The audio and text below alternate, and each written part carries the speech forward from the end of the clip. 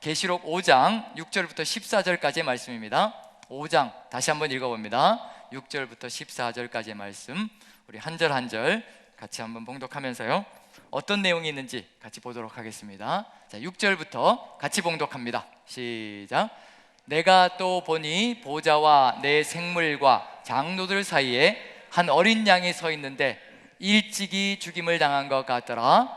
그에게 7뿔과 7눈이 있으니 이 눈들은 온 땅에 보내심을 받은 하나님의 7영이더라.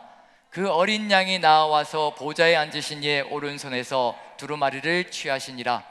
그 두루마리를 취하심에 내 생물과 24장로들이 그 어린 양 앞에 엎드려 각각 검은 고와 향이 가득한 금 대접을 가졌으니 이 향은 성도의 기도드리라. 그들이 새 노래를 불러 이르되 두루마리를 가지시고 그 임봉을 떼기에 합당하시도다. 일찍이 죽임을 당하사 각 족속과 방언과 백성과 나라 가운데서 사람들을 피로 사서 하나님께 드리시고 그들로 우리 하나님 앞에서 나라와 제상들을 삼으셨으니 그들이 땅에서 왕노릇 하리로다 하더라.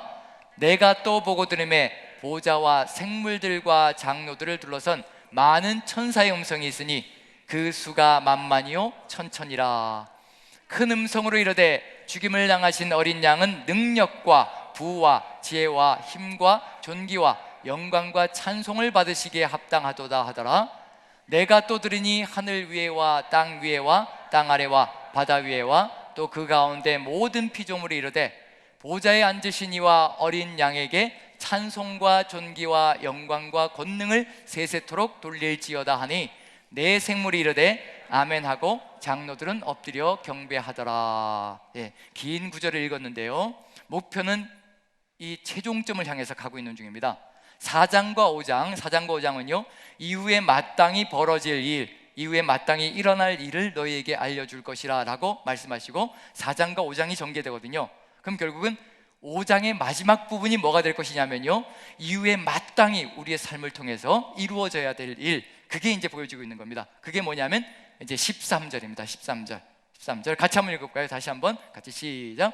내가 또 들으니 하늘 위에와 땅 위에와 땅 아래와 바다 위에와 또 그 가운데 모든 피조물이 이르되 보좌에 앉으신 이와 어린 양에게 찬송과 존귀와 영광과 권능을 세세토록 돌릴지어다 하니, 이 땅의 모든 피조물들이 하나 되어서요, 하늘에 있는 것, 땅에 있는 것, 물속에 있는 것, 이 모든 것들이 한마음 한뜻이 되어서요, 오직 보좌에 계신 하나님과 어린 양께 세세토록 영광과 존귀를 올려드리는 찬양의 예배가 벌어지는 것, 그것이 바로 결국은 마땅히 이루어져야 될 일이라는 겁니다.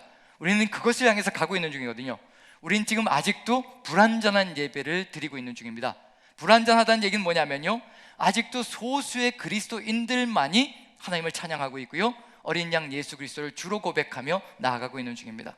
하나님께서 기대하시고 뜻하신 바는 이 세상 모든 피조물이 그 역할을 감당해 나가며 모두가 하나 되어서 하나님의 뜻을 이루어가는, 거기까지 가는 것이 바로 하나님의 소망 속에, 갈망 속에 들어가 있습니다.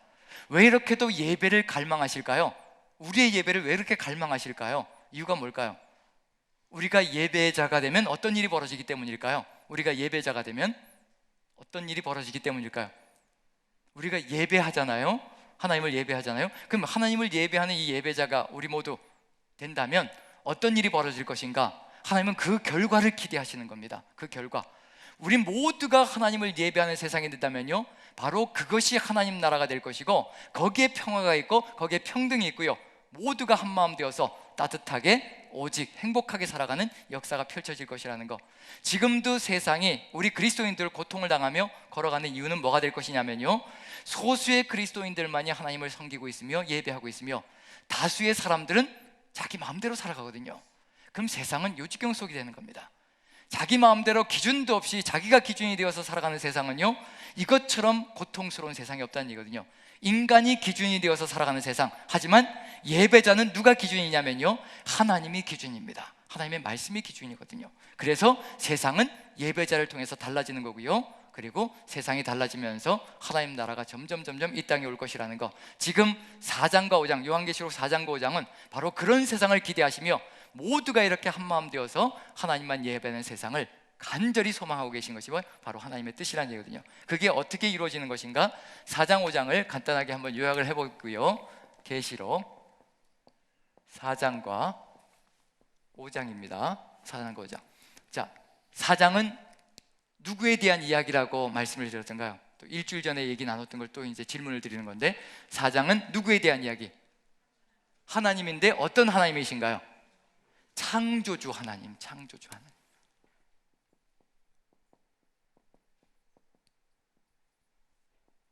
자, 창조주 하나님이라는 표현이 나오면요, 거기에는 하나님의 계획과 뜻이 있다고 생각하시면 됩니다. 하나님은 창조하실 때 계획과 뜻이 있으시다는 얘기거든요. 우리 인간만 가득 들어찬 계획이 있는 것이 아니라 하나님도 완전한 계획을 가지시고 천지창조를 이루셨다는 겁니다. 그래서 창조주 하나님이라는 얘기가 나오면 하나님의 계획이 있으시다는 겁니다. 하나님의 뜻, 하늘에서 이루신 하나님의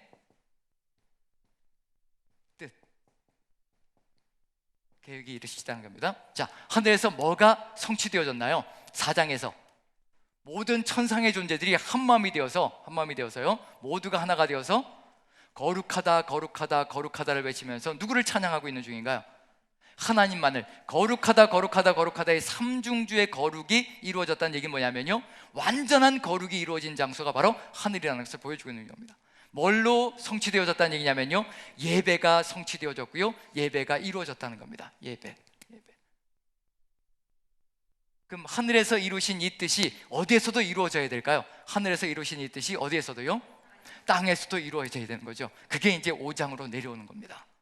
하늘에서 이루신 이 하나님 예배가, 정말 하늘의 천상의 그 거룩하다의 그 예배가 이 땅에서도 모든 피조물이 한마음 한뜻이 되어서 거룩하다 거룩하다 거룩하다 하나님을 찬양하는, 그리고 어린 양을 찬양하는 그런 예배가 이루어진다면요, 그보다 행복한 세상이 어디 있을까? 어떤 사람들은 이런 얘기를 하죠. 어떤 사람들은 하늘에서 벌어지는 이 천상의 예배를 보고 모든 존재들이, 거룩한 내 생물들도 그렇고요, 그 다음에 또 24장로도 그렇고 하루 종일 하는 게, 밤낮으로 부르짖는 게 뭐냐면 거룩하다 거룩하다 거룩하다.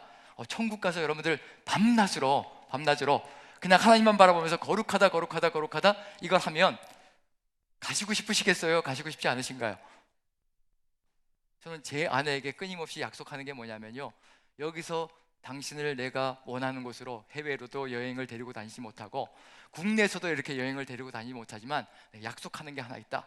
천국 가면 영원히 내가 당신 손 붙들고 내가 영원히 좋은 곳으로 이제 영원토록 데리고 다닐 테다. 이제 그렇게 이제 약속을 하는데, 이렇게 감동이 될까요? 안 될까요? 네, 감동을 별로 안 받는 것 같아요. 영원히 그렇게 하겠다는데 왜 감동을 안 하는지, 안 받는지. 지금 이 땅에서, 제가 믿는 천국은 지금 이 땅에서도 이렇게 아름답고 이렇게 기기묘묘하게 만들어 놓으신 하나님께서 천국에서 우리가 영원히 살 곳에는 얼마나 아름답게 만들어 놓으셨을 것인가. 영원히 살아도 질리지 않는 장소가 바로 천국이 될 것이라는 얘기거든요. 그런 기대를 가지고 간다면 이제 우리가 좋을 텐데, 그런데 이 요한계시록을 보면 거룩하다 거룩하다 하면서 뭐라고 얘기하고 있냐면 밤낮 그렇게 부르짖는다고 얘기하고 있습니다. 그럼 밤낮으로 거룩하다만 부르짖으면서 영원토록 산다면 가시고 싶으시겠냐는 얘기예요. 이 속에는 뭐를 보여주고 있는 거냐면 바로 이러한 아름다운 예배가 완성되어져 있다는 얘기는 그곳이 바로 가장 행복하고 가장 아름다운 장소라는 것을 보여주기 위한 의도가 들어가 있는 것이지, 그냥 밤낮으로 변함없이 끊임없이 그냥 앉아가지고 전부 다 앉아서 거룩하다를 외치면서 그렇게 영원히 살아간다면 차라리 어디가 나을까요? 개똥밭에 굴러도 어디가 나을까요? 차라리 이승이 낫다라고 얘기할 수가 있다는 얘기거든요. 그걸 얘기하는 것이 아니라 그 속에는 바로 이와 같은 하나님을 향한 완벽한 예배가 이루어지고 있다는 얘기는 모든 평화와 평등과 행복이 완전하게 성취된 장소라는 것을 보여주고자 하는 의도가 들어가 있다는 겁니다. 그래서 그 의미를 찾아가야지 그 안에서 그것만 가지고 그냥 그 내용을 그대로 문자 그대로 해석하면 안 된다는 얘기가 되는 거죠. 그래서 그 하늘의 예배가 땅에서도 이루어져야 하는데, 땅에서 이루어져야 되는데 문제가 발생하기 시작합니다. 그게 이루어지질 않는 거예요. 언제까지도 이루어지지 않았다는 얘기냐면요, 끊임없이 예수 그리스도께서 오실 때까지도 온전하게 이 땅에서 그것이 이루어지지 않았습니다. 이유가 뭐였을까요? 뭐를 없애지 못하는 거예요? 죄입니다. 죄.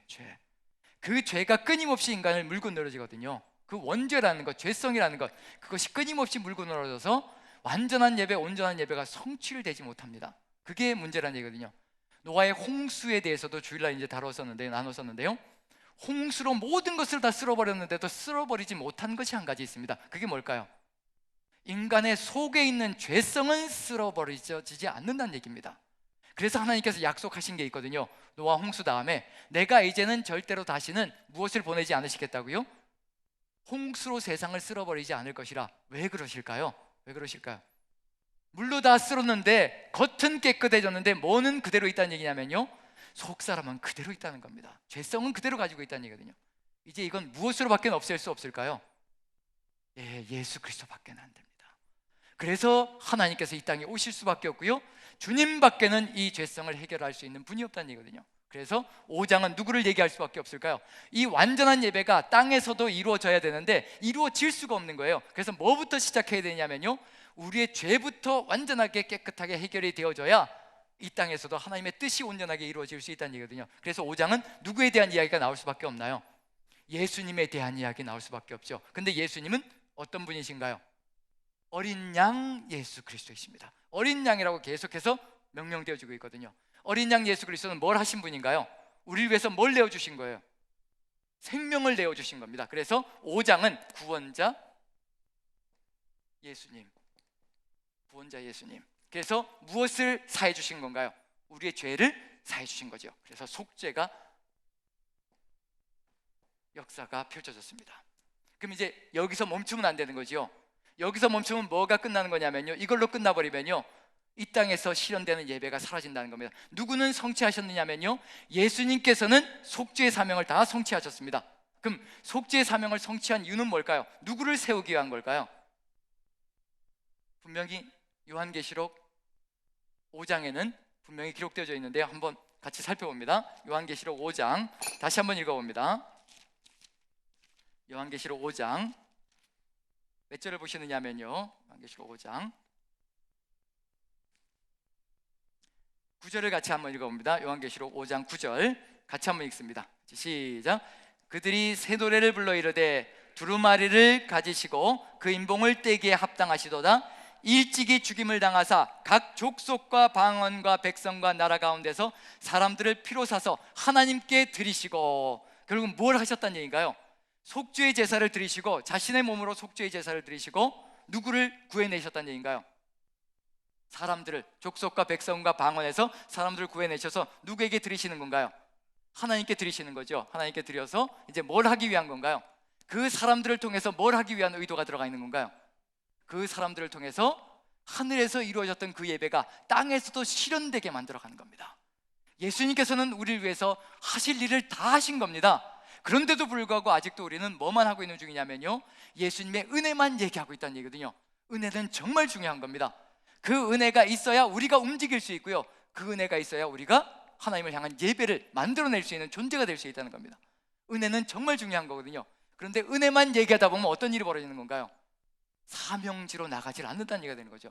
은혜를 받은 존재라면 그 다음에 반드시 가야 될 길이 있다는 겁니다. 그게 뭐냐면요, 바로 이겁니다. 같이 한번 읽어보죠. 10절입니다 10절, 5장 10절입니다 같이 시작. 그들로 우리 하나님 앞에서 나라와 제사장들을 삼으셨으니 그들이 땅에서 왕노릇 하리로다. 뭐를 이뤄내셨다는 얘기인가요? 우리를 뭘로 삼으셨다고요? 나라와 제사장. 그래서 뭘 하게 하셨다는 얘기인가요? 왕노릇하게 하셨다. 이 여기는 한마디로 얘기하면 우리를 뭘로 만드셨다는 얘기, 세우셨다는 얘기인가요? 왕 같은 제사장으로 세우셨다. 제사장으로 세우셨다. 이제 왕 같은 제사장으로 선 사람들이 해야 될 마땅한, 평생을 해야 될 사명, 그게 뭘까요? 평생을 해야 될 사명, 아까 5장 13절에서 읽었던 것처럼 모든 피조물들이 한마음 한뜻이 되어서 뭘 해야 된다고요?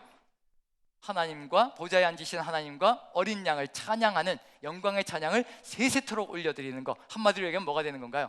예배. 여기는 하늘 예배고요, 여기서는 이건 땅의 예배입니다. 땅의 예배. 그럼 우리가 해야 될 일은 한 가지일 겁니다. 우리가 해야 될 정체성은 바로 예배자가 우리의 정체성입니다. 예배자. 이 예배자가 되어서 뭘 하나가느냐면요, 이 종말의 시대, 지금 언제부터 언제까지냐면요, 계시록이 쓰여진 것이 AD 90년에서 100년 사이입니다. 계시록이 쓰여진 것이요. 그럼 계시록이 쓰여진 그 이후부터, 계시록이 발표되어진 그 이후부터 이미 뭐가 시작되었다는 얘기냐면요, 종말은 시작되었다는 겁니다.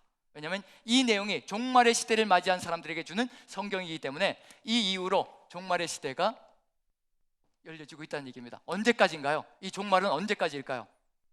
요한계시록 이후부터 언제까지요? 예수 그리스도께서 재림하실 때까지입니다. 재림.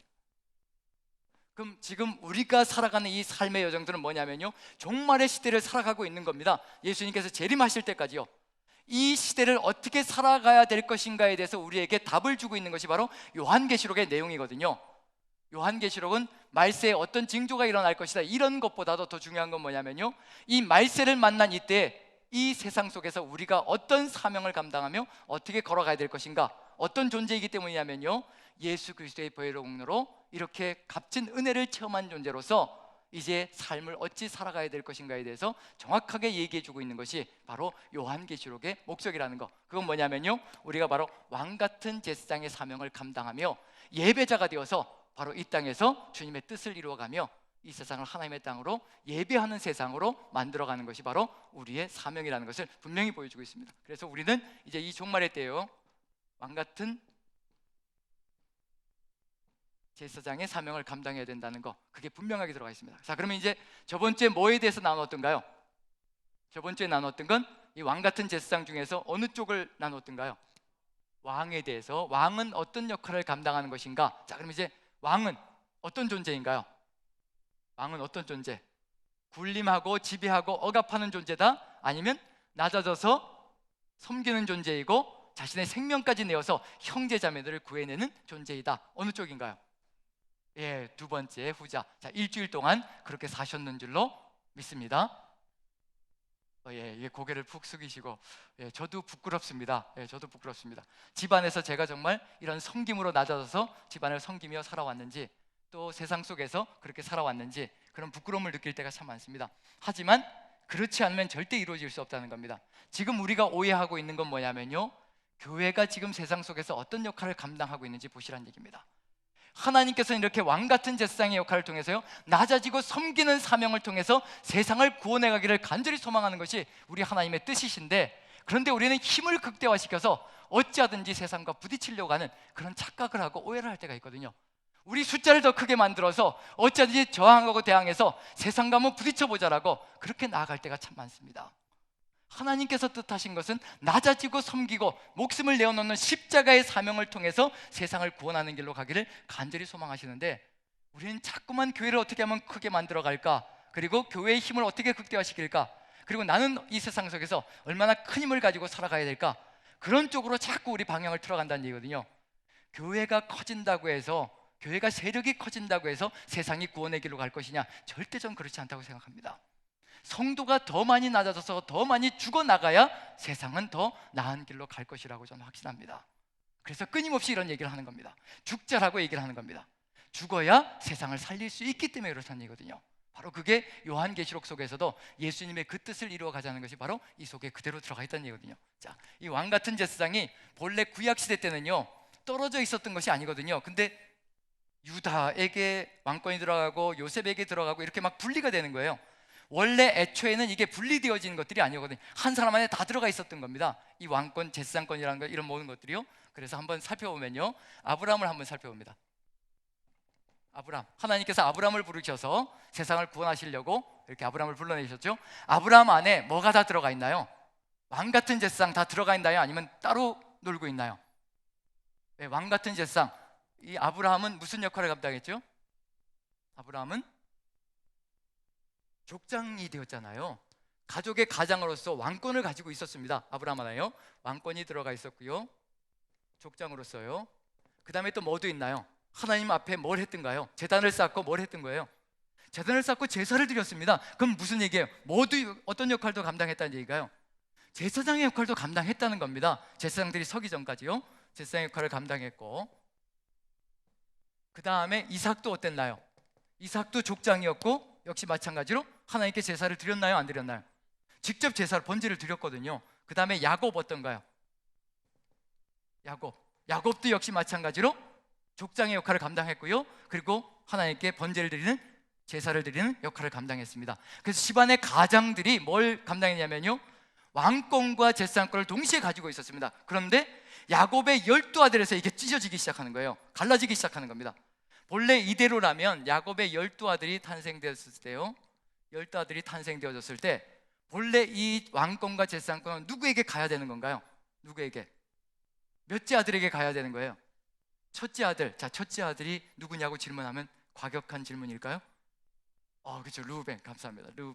르우벤에게, 르우벤이 집안의 가장으로서 왕권과 재산권을 가지고 집안을 이끌어가는 역할을 감당해야 되는 거죠. 그런데 이게 쪼개집니다. 자, 왜 그럴까요? 다 분리가 되어버립니다. 장자권에는요, 세 가지가 들어가 있습니다. 장자권에는 첫 번째로 왕권이 들어가 있습니다. 장자에게는 이런 특권이 주어지는 겁니다. 왕권이 들어가 있고요, 두 번째는요, 두 몫의 재산이 들어가 있습니다.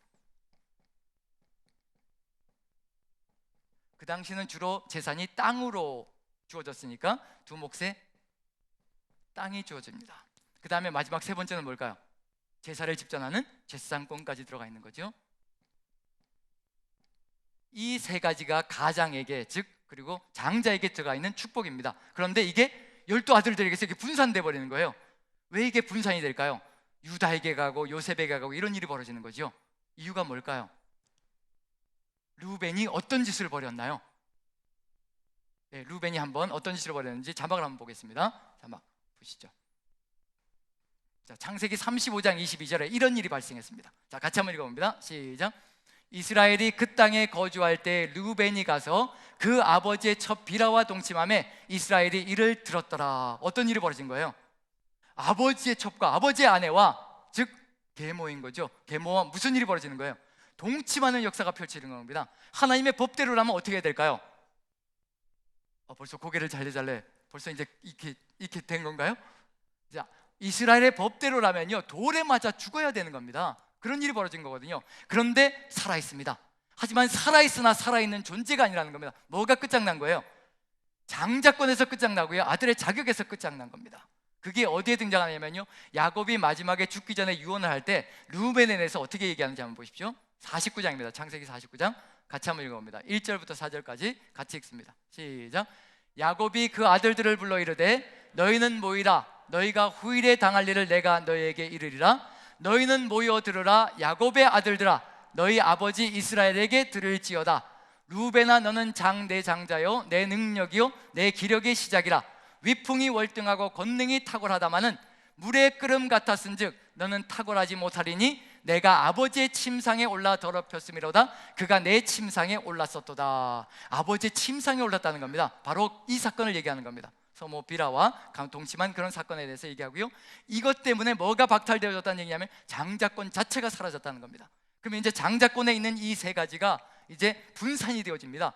왜 분산이 되느냐면요, 각자의 사람들 따라 이것을 누릴 수 있는 어떤 특징들을 가지고 있기 때문에 이것을 가져가도 이것을 가지고 하나님의 뜻을 이루어갈 수 있는 그런 마음 자세, 삶의 자세가 되어 있기 때문에 분산되어지는 겁니다. 그럼 이 속에서 느낄 수 있는 건 뭐냐면요, 어떤 사람이 어떤 것을 가져가느냐에 따라서 그 속에 이 사람이 살았던 그 삶이 바로 왕권 속에 들어가 있고, 두 몫의 재산 속에 바로 이러한 삶의 자세가 필요하고, 재산 가장권 속에는 바로 이런 삶의 자세가 필요하구나. 이게 우리에게는 다 하나로 합쳐져 있는 겁니다. 그렇기 때문에 이 세 가지가 다 우리의 삶이 되어야 한다는 점에서 우리는 어떤 삶의 길을 걸어가야 될 것인가, 그걸 이제 봐야 될 필요가 있는 거죠. 자, 왕권은 누구에게 돌아갔나요?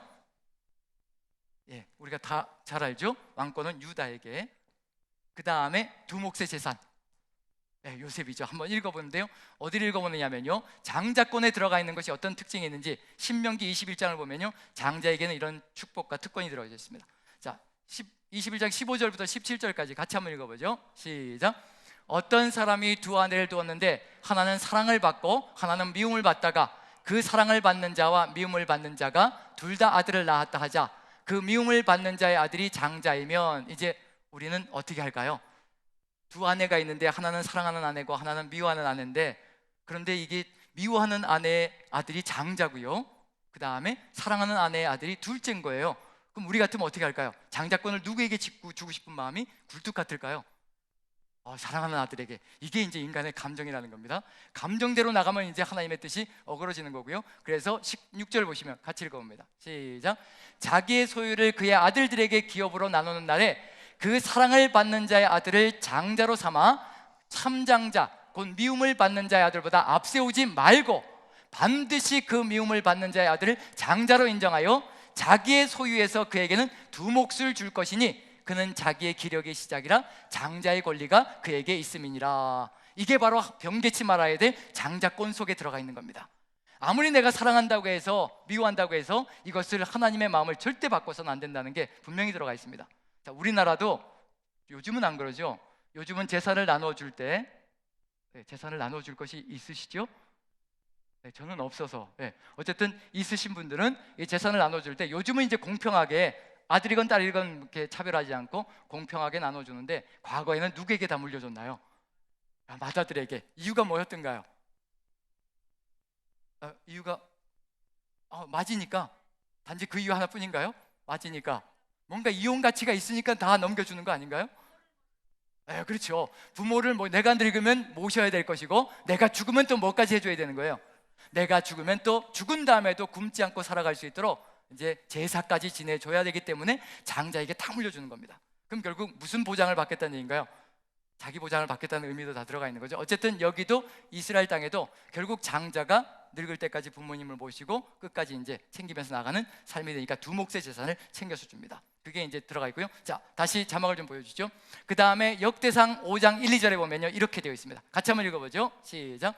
이스라엘의 장자 루벤의 아들들은 이러하니라. 루벤은 장자라도 그의 아버지의 침상을 더럽혔으므로 장자의 명분이 이스라엘의 아들 요셉의 자손에게로 돌아가서 족보의 장자의 명분대로 기록되지 못하였느니라. 분명히 선포하고 있거든요. 루벤은 장자권을 상실했다는 겁니다. 아버지의 침상에 올라갔었기 때문에. 그리고 2절을 보면요 같이 읽습니다. 시작. 유다는 형제보다 뛰어나고 주권자가 유다에게서 났으나 장자의 명분은 요셉에게 있느니라. 주권자는 누구에게서 나온다는 얘기예요? 왕권은 유다에게 갔다는 겁니다. 그런데 실질적인 피부로 느끼는 두 배를 누리는 삶은 누구에게 주어진다는 거냐면요 요셉에게 주어진다는 겁니다. 요셉. 자, 왜 유다에게 왕권이 갔고 왜 요셉에게 두 배의 재산이 들어갔을까요? 실제로 요셉에게 두 몫의 재산이 돌아갔지요.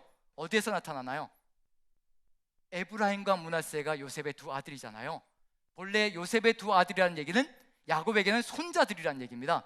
절대로 어디에 들어갈 수 없느냐면요 12지파의 이름에 들어갈 수가 없는 겁니다. 왜냐하면 12지파에 들어가는 사람들은 삼촌들이거든요. 삼촌들이지 절대 그 후대가 들어갈 수는 없는 거거든요. 그런데 야곱이 요셉의 두 아들을 자신의 양자로 삼습니다. 에브라임과 므낫세를 양자로 삼아서요 12지파에 입적을 시켜버립니다. 그래서 땅을 분배받을 때 가나안 땅을 분배받을 때 요셉은 몇 배를 받는 거예요? 에브라임과 므낫세가 땅을 분배받음으로 두 배의 재산을, 두 배의 땅을 분배받는 역사가 펼쳐집니다. 장자권이 요셉에게 돌아간다는 얘기거든요. 자, 그렇다면 왜 유다에게는 왕권을 주고 왜 요셉에게는 두 몫의 재산을 줄까요? 이유가 뭘까요? 이런 특징들을 알면 우리도 하나님께 이와 같이 살아가면 된다는 얘기거든요. 자, 유다에게 왕권이 돌아간 것, 왕은 어떤 삶을 살아야 된다고요? 베냐민을 위해서, 형제를 위해서 어떻게 하는 거예요? 내 생명을 내어놓는 겁니다. 생명을 내어놓는 자가 바로 최고의 위치, 최고의 지위를 갖는 천국에서는 가장 높은 자가 된다는 것을 보여주고 있는 중입니다. 그게 하나님의 마음이시거든요. 만약에 우리가 천국에서 최고로 영광스러운 그런 위치를 누리기를 원한다면요 여기서 더 낮아지고 더 섬기고 더 낮은 자들을 사랑하며 걸어간다면요 그것이 바로 하나님 보시기에 최고의 왕권을 누리는 것이라는 거, 그걸 보여주고 있고요. 그 다음에 요셉에게 두 몫의 재산이 돌아간 것, 어떤 의미일까요? 왜 그렇게 됐을까요? 요셉은 루벤은 서모비라와 통간함으로 무너져 내렸는데 요셉은 보디발의 아내가 끊임없이 동침하자고 얘기하는데 어떻게 하나요? 끝까지 이겨내고요 그 다음에 가장 높은 권력의 자리에 올라갔습니다. 모든 것을 다 누리는 권력의 자리에 올라간 거예요. 모든 물질을 자기 손 안에서 움직이는 최고의 자리가 올라간 겁니다. 애굽 땅의 모든 것이요 요셉의 말 한마디에 움직이는 겁니다. 전국 창고에 쌓여있는 곡식들이요 요셉의 말 한마디에 좌지우지되는 겁니다. 내가 원하는 사람에게 나눠줄 수 있고 내가 원하지 않는 사람에게는 굶게 할 수 있는 것이 바로 요셉의 권력 속에 들어가 있는 거거든요. 그런데 그 모든 권력을 다 무엇을 위해서 사용한 건가요? 자기에게 주어진 모든 책임과 물질들, 권력을 누구를 위해서요? 하나님 나라를 위해서 그리고 사람들을 살리는 것에 최선을 다해서 사용한 사람입니다. 자신의 유익을 위해서 사용하지 않았다는 얘기거든요. 그래서 요셉에게는 두 몫의 땅을 주고 두 몫의 재산을 줄지라도 자기 것이라고 하지 않을 것이며 누구를 위해서 사용할 수 있다는 얘기인가요? 하나님의 뜻을 위해서, 하나님 나라를 위해서 언제든지 기꺼이 모든 것을 다 희생하고 헌신할 수 있는 준비가 되어져 있는 사람이라는 겁니다. 우리가 하나님의 축복을 누리기를 원한다면요, 이 두 몫의 재산, 남들보다 더 많은 것을 누리며 살아가길 소망한다면요, 뭐만 보여드리면 될까요? 하나님께 보여드리면 되는 겁니다. 뭐만 보여드리면 될까요? 우리의 중심을 보여드리면 되는 겁니다. 하나님, 나에게 아무리 많은 축복을 쏟아부어 주셔도, 아무리 엄청난 양의 돈을 나에게 쏟아부어 주셔도 이것 때문에 제가 실족하거나 무너지거나 그리고 하나님 타락의 길로 가지 않을 겁니다. 하나님, 이 모든 것들을 하나님의 뜻을 받들어서 최선을 다해서 하나님의 명령 한마디에 움직이는 존재, 청지기의 사명을 감당할 것입니다. 그런 역할이 마련되어진다면요, 그 중심을 하나님께서 보신다면요, 우리에게 주지 않을 수가 없는 거죠. 왜 주지 않겠어요? 같은 값이면 준비된 사람에게, 그리고 나눌 수 있는 준비가 되어 있고 하나님의 뜻을 펼쳐갈 사람에게 모든 것을 쓰기 원하시는 것이 바로 하나님의 뜻일 테니까요. 어찌되었든 두 몫의 재산이 바로 그에게 돌아갔습니다. 그런데 이제 한 가지만 남았죠. 뭐가 남았나요? 오늘 다뤄야 될 재산권이 남았습니다. 자, 어떤 자식에게 돌아갈까요? 12아들들 중에 누구에게? 12아들들 중에 누구에게 돌아갈까요? 레위라는 아들에게 돌아가지 않죠. 그렇죠. 하나님께서 재산권은 빼두십니다. 무엇을 위해서 빼두냐면요, 이스라엘 민족 전체가 제사장들이 되기를 소망하셨거든요. 그래서 이건 누구에게 나눠주지 않습니다. 이스라엘 민족 전체를 위해서 놔주십니다. 그래서 시내 산으로 데리고 가셔서 세계가 다 내게 속하였나니 너희가 내 말을 잘 듣고 내 언약을 지키면 내 소유가 될 것이고 제사장들의 나라가 될 것이며 거룩한 백성이 될 것이라. 이스라엘 민족 전체를 제사장들로 삼으시기를 간절히 소망하신 겁니다. 그 이유가 도대체 뭘까? 이스라엘 민족 전체가 제사장들의 나라가 되면 어떤 특징이 있길래 하나님께서 그렇게 원하셨을까? 지금 우리에게도 그걸 소망하시는 겁니다. 이제 찾아가야 될 것이요, 하나님께서 이스라엘 민족 전체에게 제사장권을 주시기를 원하셨던 그 의미가 도대체 뭔가, 그걸 안다면 우리도 이 시대에 왕같은 제사장으로서 어떤 역할을 감당하며 어떤 각오와 결단을 가지고 하나님의 뜻을 이루어 가야 될 것인가, 그것이 분명하게 드러나기 시작할 겁니다. 자, 그러면 제사장권은 이제 어쩔 수 없이 이스라엘 민족에게 돌아가기로 되어 있었는데, 그런데 누구에게만 이제 주어지게 된 거예요? 12지파 전체가 제사장 나라가 되는 것이 하나님의 소망이었는데, 그런데 레위 지파에게 돌아갑니다.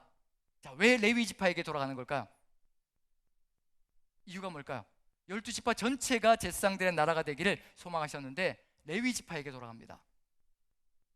출애굽기 32장에서 금송아지 사건이 벌어졌을 때 그때 누구만 구별되어져 있었다고 말씀드렸던가요? 레위 지파만요.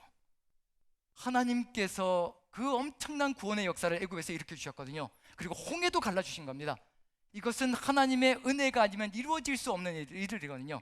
그 엄청난 애굽에서의 그 구원과 구원의 은혜와 홍해가 갈라지는 그 역사, 광야에서 하나님께서 만나와 그리고 또 메추라기 거기에 덧붙여서 반석을 쳐서 물을 내어주시는 그 놀라운 은혜를 체험하며 어디까지 온 거냐면요, 시내산까지 온 겁니다. 은혜를 거듭하며 여기까지 왔는데, 하나님의 얼굴이 잠시 모세가 사라짐으로 말미암아 보이지 않자 어떤 일이 벌어지는 건가요? 금방 다른 생각을 품고 살아가는 것이 인간의 모습이라는 겁니다. 은혜는 씻은 듯이 사라져버리고요, 그 다음엔 인간의 생각들이 넘쳐나기 시작하는 겁니다. 그리고 나서 이제 금송아지를 만들어서 우상을 숭배하는 역사가 펼쳐지는 거죠. 눈에 보여야 믿고 확신하며 따라가는 것이 인간의 허약함이라는 것이 분명히 드러나고 있는 중입니다. 그때 모세가 시내산에서 내려와서요, 이제 백성들을 향해서 어느 누구든지 여호와의 편에 서 있는 자 내게로 나오라. 그리고 이제 명령을 내리는 겁니다. 한번 본문을 보시죠. 출애굽기 32장 자, 26절부터 29절까지 같이 한번 읽어봅니다. 같이 시작.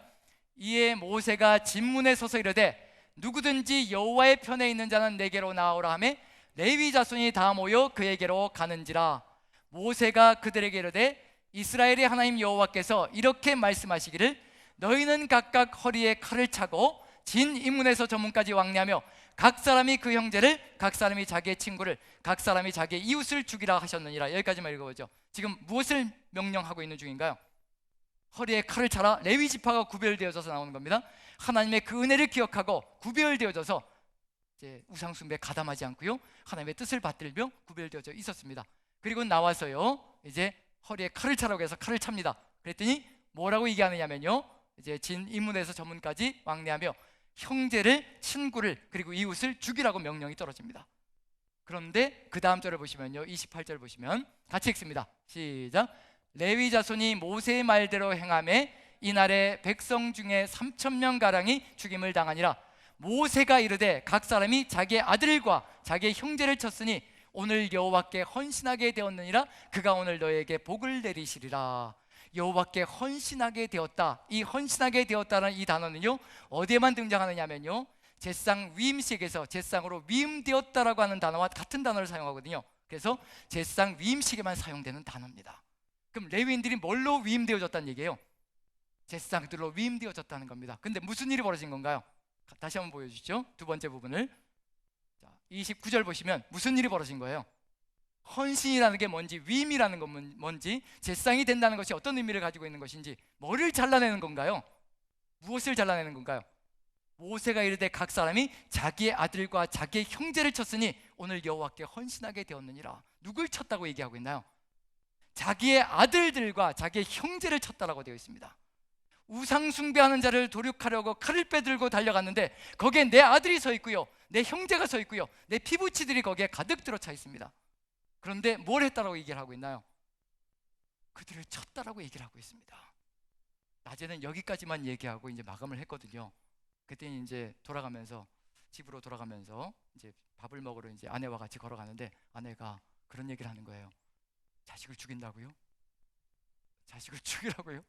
절대로 못하겠다라고 이제 그런 얘기를 해요. 저도 이 얘기를 들으면 저는 어떻게 될까? 저는 어떤 생각을 가질까?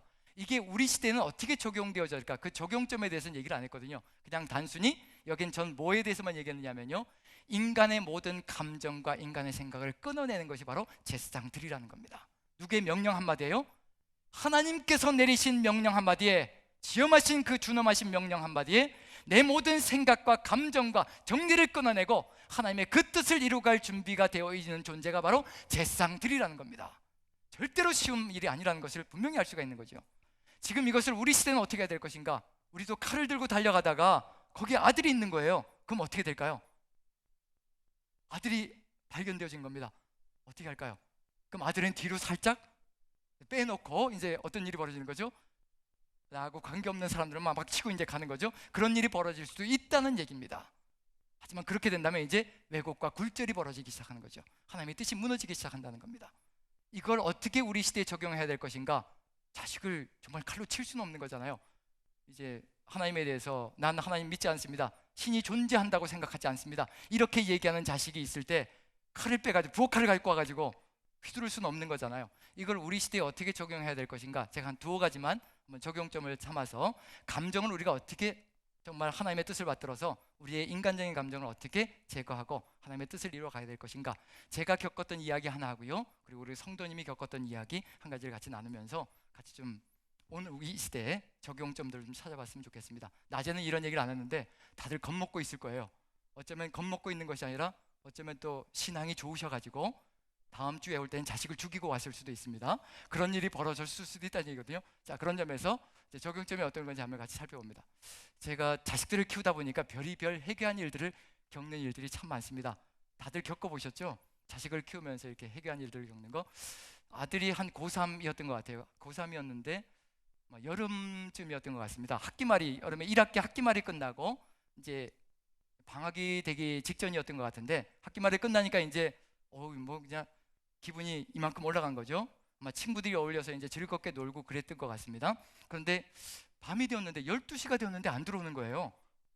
이게 12시까지 넘어가면 안 되는데 그러고 있는데, 저는 피곤해서 뭐 들어오겠지 생각하고 그냥 이제 저는 이제 씻고 잠자리 들어가고, 아내가 이제 끝까지 기다리고 있는데, 저도 이제 잠자리 들어가면서도 뭔가 이제 촉각을 온두세우면 뭔가 오지 않을까 이제 생각을 가지고, 뭔가 좀 뭐랄까, 이게 싸한 분위기 있잖아요. 그 느낌들, 어쨌든 뭔가 오지 않을까, 애가 들어오든지 뭔가 소식이 오든지 오지 않을까 생각했는데, 갑자기 아내가 전화를 받는 거예요. 12시가 넘어갔는데 전화를 받는데 막 급당황해서 막 전화를 받는 거예요. 그래서 네네 네네 그러고 어디로 갈까 뭐 이렇게 얘기를 하는 거예요. 그래서 무슨 일이냐고 벌떡 일어나서 나왔더니 하는 얘기가 뭐냐면요, 아들이 10명 정도 되는 친구들과 어울려 가지고 공원에서 술을 마시시다가 고3인데 술을 마시다가 주변에서 이제 민원이 들어간 거예요. 애들이 막 열댓 명 되는 아이들이 시끄럽게 공원에서 막 떠들고 있으니까 민원이 들어간 거죠. 그래서 근처에 있는 지구대에서 나와가지고 애들을 싹 잡아가지고 이제 간 거예요. 그래서 집집마다 이제 연락이 오는 겁니다. 저희 집도 연락이 온 거예요. 애가 술을 먹고요, 이게 뭐 이렇게 소리 지르고 그러다가요, 이렇게 지구대에 와 있습니다. 그래서 제 마음은 어떤 생각이 들었을까요? 퍼뜩, 내 귀염둥이 우리 아들이, 예, 그런 생각이 퍼뜩 들죠. 우리 아들은 절대로 그럴 애가 아니다. 누구 때문에 이렇게 됐다는 얘기인가요? 그렇죠. 내 아들은 절대 그럴 녀석, 이 귀염둥이 이 녀석이 그럴 리가 없다.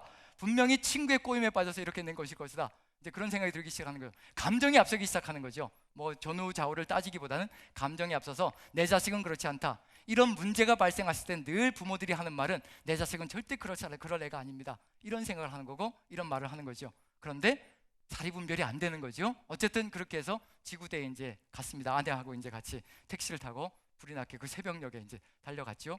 그랬더니 한 열댓 명 되는 아이들이, 저는 그 중에서 이제 주동자를 찾아보려고 이렇게 눈을 부라리고 쳐다봤는데 전부 다 그 겁먹은 동그란 눈을 뜨고서요, 겁먹은 얼굴을 하고 있고 전부 다 그냥 어찌할 뻔을 모르고 죄송합니다, 죄송합니다 소리밖에 안 하는 거예요. 그래서 지구대에 계신 분도 무슨 얘기를 하느냐면요, 아이들이 만약에 이게 잘못 가 있는 불량 아이들이었으면 여기 분명히 여자 아이들도 섞여 있을 것이고, 그리고 또 이렇게 가면은 이렇게 반항하고 그럴 텐데 그런 아이들이 전혀 없이 그냥 순순히 따라오고 여자 아이들도 없고, 그리고 여기에 와서도 그냥 뭐랄까 순순히 얘기를 하면서 이렇게 얘기하는 거 보니까 뭐 이렇게 이게 흔히 있는 일들이 아니고 그냥 호기심에 그런 것 같다고, 그래서 학교에도 연락을 하지 않았고 그냥 부모님들에게만 연락을 했다라고 이제 그렇게 얘기를 하시더라고요. 그래서 다행이다라고 생각하고, 이제 주동자도 없고 뭐 그런데 누구 부모님 되시냐고 그래서 저 아이 부모라고 그랬더니 저를 보면서 뭐라고 얘기해, 제가 제일 많이 토하고 뭐 일어나지도 못하고 막 그러더라고. 그래서 막 뒹굴고 그러더라고. 그래서 저는 그때 생각하는 게 뭐냐면요, 뒹굴었다 뭐 토했다 그런 생각이 들어 얘기를 하길래, 우리 애는 술이 약한가 보다, 뭐 많이 마셨구나 이런 생각도 안 하고요, 그냥 술이 약한가 보다. 다 어디가, 팔은 어디로 굽는 거예요? 예, 다 팔은 다 안으로 굽는 거죠. 그런 생각이 들기 시작하는 겁니다. 이것처럼 이제 뭐가 왜 이런 얘기를 드리냐면요, 내 자식일 때 팔이 안으로 굽게 되고요, 다른 자식과는 다르게 평가할 수 있는 그런 길이 열린다는 얘기거든요. 그런 점에서 우리가 하나님의 말씀을 굽히지 않을 수 있는 길은 내 자식일 때에도 내 가족일 때에도 팔이 안으로 굽지 않고 내로남불이라고 하잖아요. 내가 하면 로맨스가 되고 남이 하면 불륜이 된다고, 이렇게 말씀을 적용하기 시작하면 하나님의 말씀은 제사장으로서의 역할이 감당되어 줄 수 없는 그런 길이 열린다는 거. 그래서 그 애를 데리고, 아들을 데리고 택시 타고 오면서 딱 한마디만 했습니다. 야단도 치지 않고요, 처음이니까 야단도 치지 않고 맛있더나 그렇게 맛있더나 그 한마디만 딱 질문했습니다. 그랬더니 뭐 머리가 아파서 죽겠다고, 다시는 안 마시겠다고 이제 그렇게 얘기하는데, 어찌되었든 이런 일들을 겪으면서 이게 감정이라는 게 내 자식일 때 내 마음이 어떠하고 남의 자식일 때 어떠하고 이게 완전히 달라질 수 있다는 것을 아주 뼈저리게 느꼈습니다. 그런 점에서 하나님의 말씀을 가지는 이 제사장들이 걸어가야 될 길, 제사장이 된다는 것은 뭐냐면요, 자신의 감정을 억제하고 자신의 감정 따라서 움직이는 것이 아니라 정리 따라서 움직이는 것이 아니라 누구의 말씀 따라 움직이는 건가요? 하나님의 말씀 따라 정확하게 사리를 분별해서 잘잘못을 가리고 그리고 분별력을 가지고 걸어갈 수 있는 길, 그걸 걸어갈 때 올바른 길을 걸어갈 수 있는 역할을 감당할 수 있다는 거, 이게 이제 제가 겪었던 일이고요. 또 한 가지 우리 성도님들 성도님 중에 한 분이 겪었던 일인데, 이건 이제 뭐 아들에게는 제가 이걸 얘기하겠다라고 얘기하지 않고 발설하는 거고요. 근데 나중에 저희 아들을 보실 때는 전혀 침묵을 해주시고, 어차피 한 달 뒤에 군대를 갈 거니까 군대 갔다 오면 다 잊으실 거라 생각되어지고요. 어찌되었든 아들에게는 얘기하지 않고 여러분들에게 말씀드리는 거고, 이 성도님에 대한 이야기는 이제 전화를 드려서 이렇게 좀 얘기를 하려고 하는데 괜찮겠습니까? 라고 말씀드렸더니 괜찮겠다고, 그래서 또 소상하게 또 있었던 이야기들을 얘기해 주셔서 같이 한번 나눠보려고 합니다. 리모델링을 하려고 이제 부부가 계획을 세우신 겁니다. 너무 집이 낡아서 리모델링을 하려고 이제 계획을 세웠는데, 리모델링을 하려면 이제 업자를 선택해야 되잖아요. 그래서 이런저런 업자들을 이제 컨택하면서 이제 견적을 받아보는데, 이제 대부분들이 비싸게 부르기도 하고요. 또 거기에 덧붙여서 본인들이 원하는 대로 이렇게 안 나오는 거예요, 모양 자체가. 왜냐하면 집이 너무 낡았고 건물 구조 자체가 낡아서 그리고 약해서, 이게 그렇게 리모델링을 하면 건물이 견딜 수가 없기 때문에 견적도 비싸지만 또 그렇게 원하는 대로 해드릴 수 없다라고 이제 여러 군데서 그렇게 얘기를 했답니다. 그런데 한 여자분만, 업자 중에 한 여자분만요, 그냥 말하는 대로 다 해주겠다는 거예요.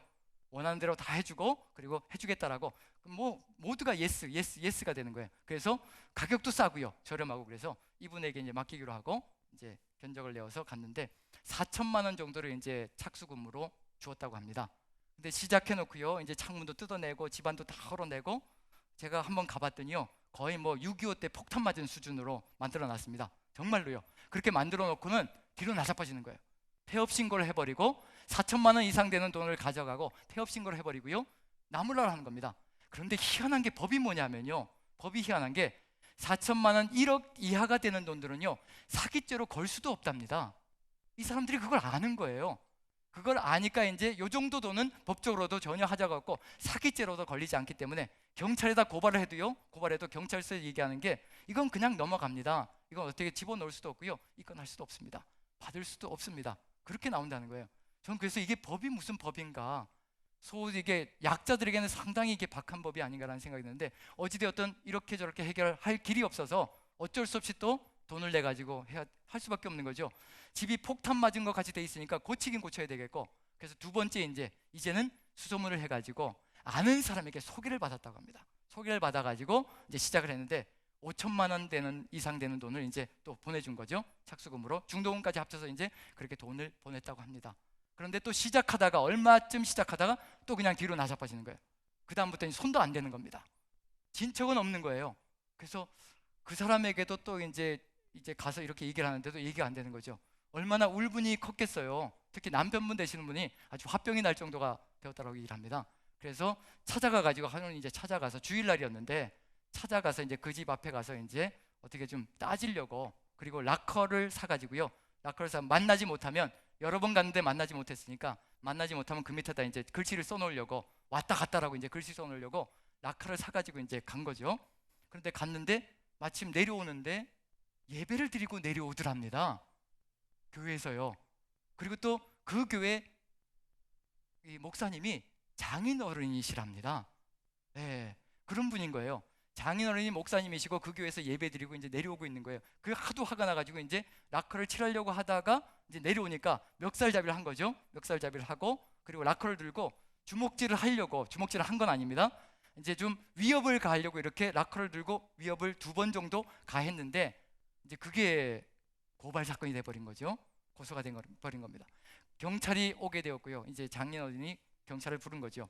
경찰을 불렀는데 경찰이 와서 이제 소상하게 그 안에서 얘기를 이제 이러저런 얘기를 했답니다. 그리고 나서 이제 무마가 되어진 것처럼 되었다는 거예요. 그러면 이제 우리 없었던 걸로 하고 이제 허집사에서 그렇게 이제 무마가 되어졌답니다.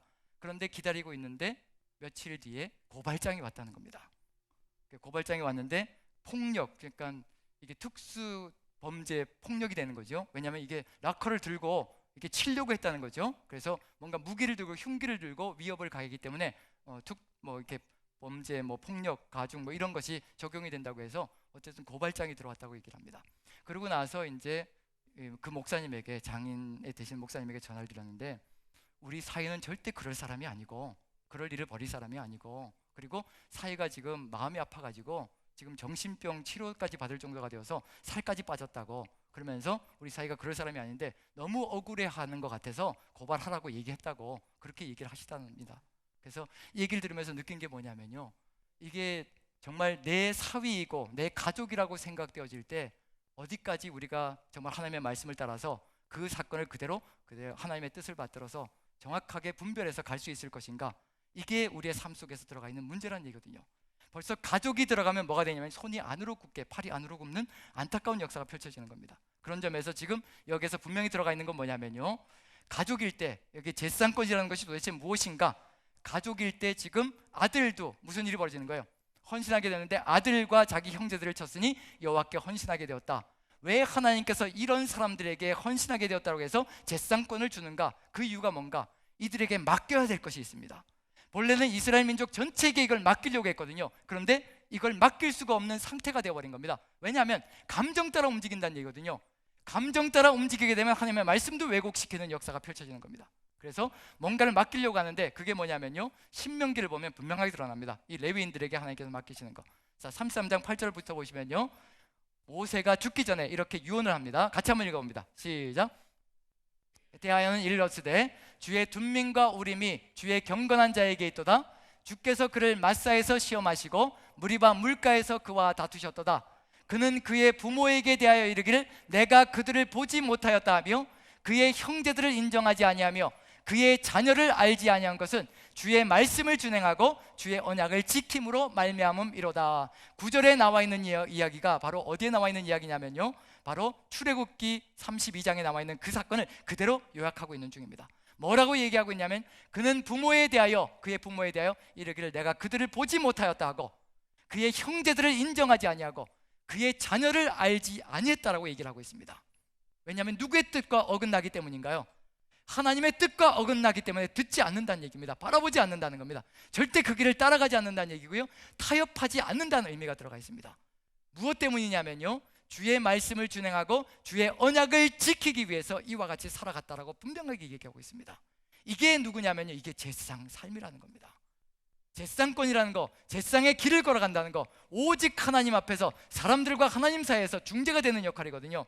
하나님의 말씀 한마디에 모든 것을 내려놓고 내 모든 것을 다 끊어내고 오직 하나님의 뜻을 받들 준비가 되어 있는 존재가 바로 누구냐면요, 제사장이라는 존재라는 겁니다. 그들에게 무엇을 맡기기를 소망하셨느냐면요, 이스라엘 민족 모두에게 맡기기를 소망하셨습니다. 그런데 이스라엘이 자신의 감정 따라 생각 따라 움직이기 시작하면요, 절대 이걸 이루어낼 수 없습니다. 왜곡시킬 거거든요. 바로 10절입니다. 같이 한번 읽어보죠. 시작. 주의 법도를 야곱에게 주의 율법을 이스라엘에게 가르치며 주 앞에 분향하고 온전한 번제를 주의 제단 위에 드리리로다. 주의 법도, 하나님의 법도와 하나님의 율법을 이스라엘에게 가르쳐야 되고요, 만방에 가르쳐야 될 사명자들이 바로 제사장들이라는 겁니다. 제사장들에게 무엇이 맡겨져 있다는 얘기냐면요, 하나님의 말씀을 가르치는 권능이, 그리고 책임과 소명이 주어져 있다는 겁니다. 만약에 이렇게 하나님의 말씀을 맡은 사람이 내 감정 따라서 팔이 안으로 굽고 내로남불이라는 그런 식으로 해석하며 삶을 살아간다면요, 하나님의 말씀은 끊임없이 왜곡되어지고요, 이 땅에 바닥을 치는 역사가 펼쳐질 겁니다. 그런 점에서 제사장권은 누구에게 돌아가느냐면요, 레위 지파에게 돌아갑니다.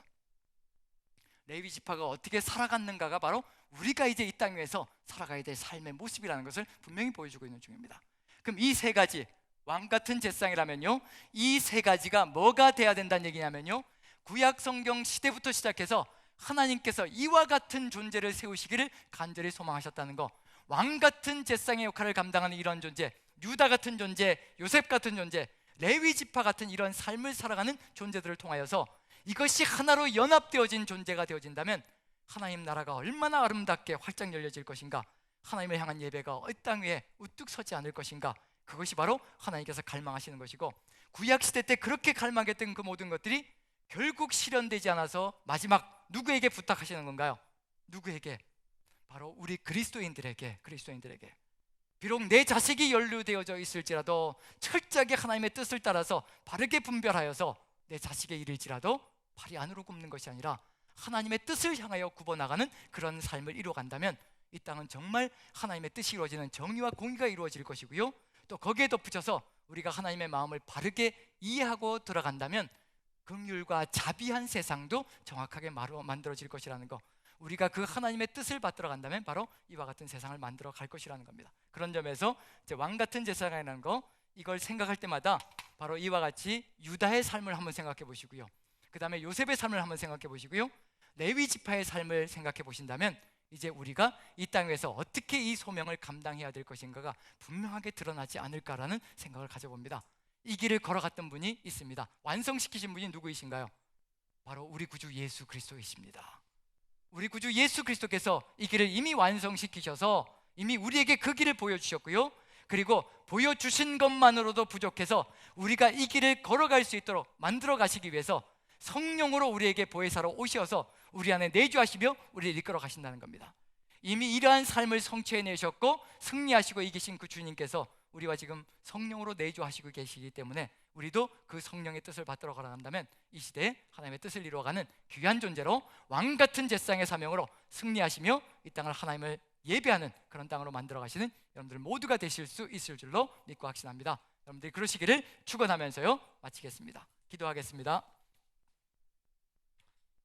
사랑의 하나님, 우리 주님께서 함께 하시고 인도하여 주시어서 우리 구주 예수 그리스도의 그 은혜 가운데 우리가 거하는 삶이 되게 도와주옵소서. 우리에게 왕같은 제사장의 사명을 맡겨주셨습니다. 왕같은 제사장의 사명, 결코 큰소리치고 누리고 떵떵거리며 다른 사람들을 억압하는 그러한 사명자가 아니라 낮아지고 희생하고 헌신하며 섬김으로 생명까지 내어주고 아버지의 말씀 한마디에 모든 것을 다 끊어낼 수 있는 그런 준비가 되어져 있는 존재들임을 믿고 확신합니다. 우리 주님께서 걸어가셨던 길이 바로 이와 같은 길임을 믿고 확신합니다. 우리 주님께서 함께하여 주시어서 성령의 역사로 인도하여 주시옵소서. 불꽃 같은 성령의 역사가 우리의 삶을 휘감고 가시면 아버지 우리도 함께 한마음 되어서 주님의 뜻을 이루어 갈 줄로 믿고 확신합니다. 여기에 모이신 모든 분들 한마음 되어서 오직 예배자로 승리하며 왕같은 제사장으로 그 사명을 감당해낼 수 있도록 주의 성령께서 끝까지 보듬어 가시며 이끌어 가실 줄로 믿고 우리 구주 예수 그리스도 존귀하시는 받들어 감사하며 기도합나이다.